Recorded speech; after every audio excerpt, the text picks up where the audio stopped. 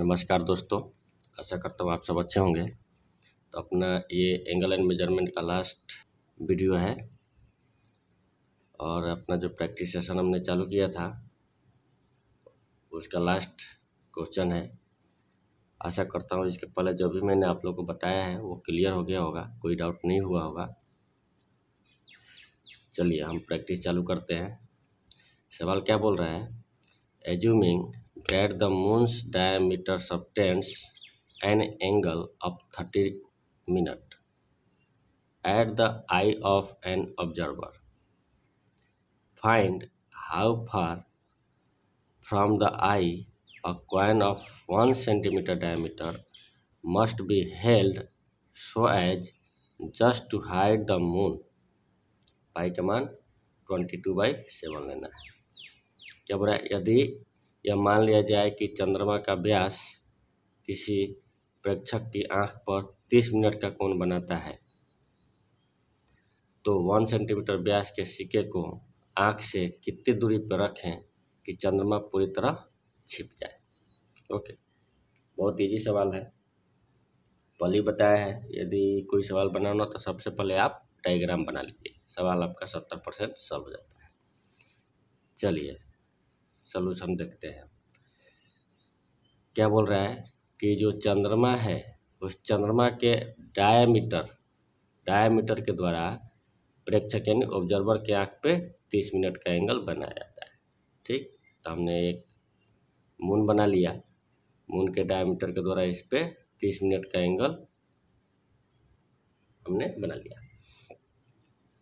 आगे क्या सवाल में बोल रहा है कि एक 1 सेंटीमीटर डायमीटर का कॉइन्स लेना है और उसको आंख से बोल रहा है कि कितनी दूरी पर रखा जाए कि वह चंद्रमा को पूरी तरह से ढक ले।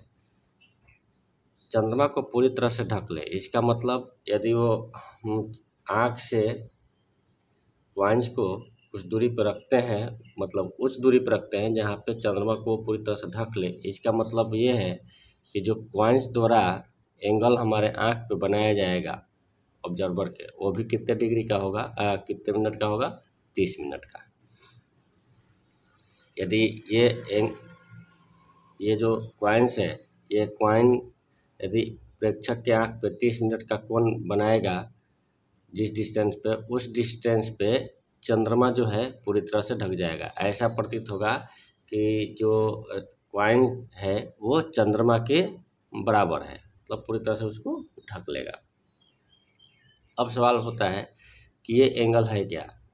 तो ये एंगल जो है उसको एंगुलर डायमीटर बोला जाता है। एक्चुअल में ये डायमीटर है नहीं, ओके, ये एंगल ही है, लेकिन इसको मैथमेटिकल भाषा में एंगुलर डायमीटर बोला जाता है। ओके, और ये क्या है? Actual diameter. जब भी हम यहाँ से आप चंद्रमा को देखेंगे तो आप उसके एक्चुअल डायमीटर को नहीं देख पाते हैं। जो हमको डायमीटर जो दिखता है वो क्या एक्चुअल डायमीटर होता है? नहीं, वो एक्चुअल डायमीटर नहीं होता है। वो वही डायमीटर होता है जिस एंगल पे हम उसको देखते हैं। जितने एंगल पर हम देख पाते हैं, तो जितने एंगल पे जो डायमीटर जितना बनता है हम उतने ही डायमीटर को देख पाते हैं। ओके, तो ये एंगुलर डायमीटर होता क्या है?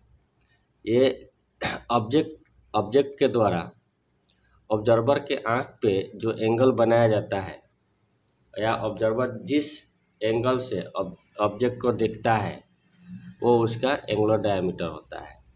ओके, इसको यदि आप लिखना चाहते हैं तो लिख सकते हैं, angular diameter is in fact an angle not a diameter.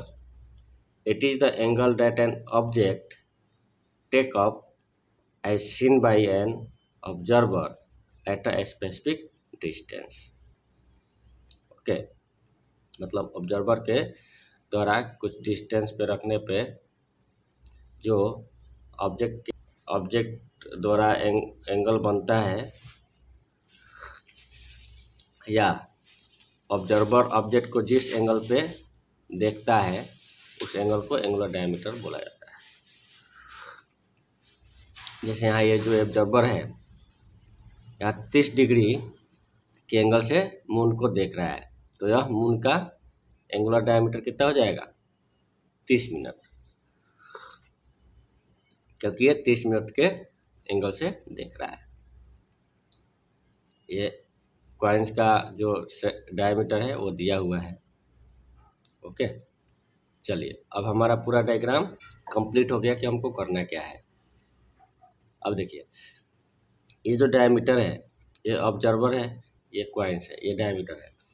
यदि यहाँ इसको रेडियस मान करके आप यदि इसको लाइन खींचते हैं तो एक सर्कल का निर्माण होगा, क्योंकि ये डायमीटर जो है अब इतने दूरी पे है कि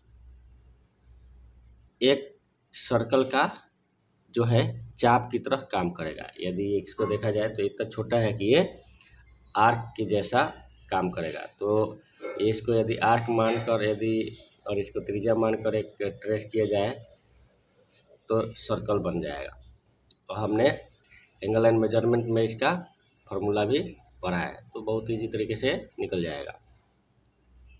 मान लीजिए डी डिस्टेंस पे हमने इस कॉइन्स को रखा, ओके, और जो कॉइन का डायमीटर है हमने डी मान लिया।